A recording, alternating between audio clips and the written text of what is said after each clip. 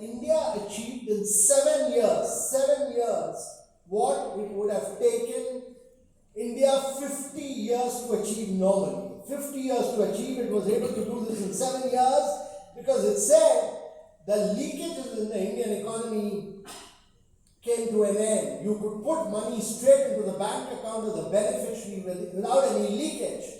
And during the COVID period, we could do 2.2 billion COVID vaccination, and over 800 million people could get benefits, whereas in the without leakages, whereas in the United States, American government sent out checks, 22% of the checks came back. They could not identify the right people. Same thing happened in Germany. Here, all vaccination was digital process on the mobile.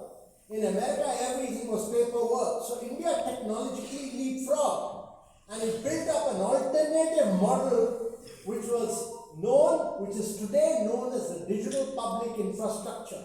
It created the digital identity layer, but on top of that, it allowed private sector to compete with each other. So India is the only country where PhonePe competes with Google Pay, Paytm competes with Amazon Pay, but on top of the digital interest layer.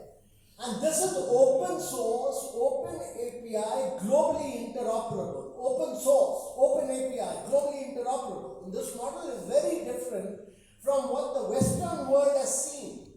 When you go to Amazon, when you go to Google, when you go to Meta, Facebook, your data is owned by them, and then they use your data for machine learning and artificial intelligence. Whereas in India's case, we have a digital empowerment protection architecture which does not allow memorization of data, and therefore your data is owned by the citizens of India. When you get onto a transaction in India, that data belongs to you and not to the service provider, and that is the basic difference. India created a unique model. India created a unique model which is now being replicated across the world, and the G20 accepted this model for transforming the global south. So many of our IITs, IIMs are now involved in taking this model of open source, digital public infrastructure to the rest of the world. So technological leapfrogging is the biggest thing that has been done. And as a consequence of that, India is able to do all this within 30 seconds to 1 minute. But what has happened is that the cost of acquisition of a customer has fallen.